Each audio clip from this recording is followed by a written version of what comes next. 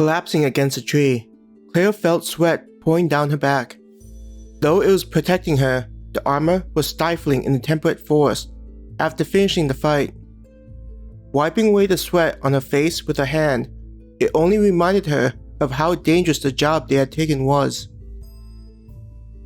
Her eyes looked at the body of the armored bear. Even dead, the sizable muscled mass was imposing to look at. "I can't believe we were able to beat that thing." She shook her head in disbelief. Touching her pistol, holstered to her waist, she could feel that it was warm to the touch from being used so much. The rifle on her back, pressed against her, contributed to the sweat with how warm it was. "How are we going to bring that thing back with us?" Hannah voiced her thoughts. Like Claire, Hannah was next to Claire and sat on the ground while leaning against a tree. Her breathing was heavy as she tried to recover from their ordeal. Claire shook her head, not even wanting to expend the energy to talk. At the moment, she just wanted to close her eyes and sleep. It didn't help that the sun was beginning to make its descent. "Looks like we'll be dragging this thing through the forest in the dark," Heather growled in annoyance, running a hand through her blonde shoulder-length hair. Hearing the soldiers beginning to discuss moving back to the town, Claire looked over at them as they surrounded the dead animal. Like Heather, going to the forest in the dark wasn't something she was looking forward to. Celine nodded, saying, "We'll need to keep an eye out for any monsters that could attack us." The scent from this creature should help keep other monsters away from us, at least for the time being.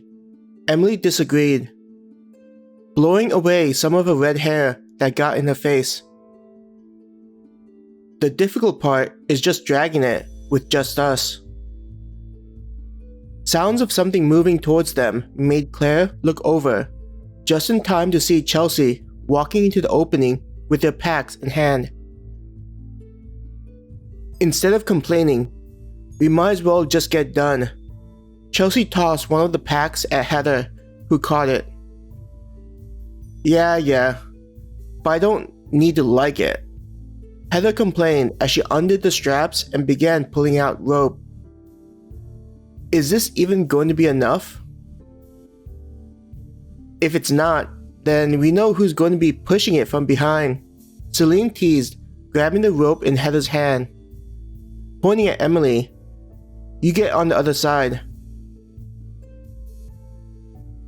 As Emily walked over to the other side of the dead armored bear, Celine tossed the rope. With practiced efficiency, Emily began using the rope with Celine's help to make it possible for them to attach more to the bear's body without damaging it.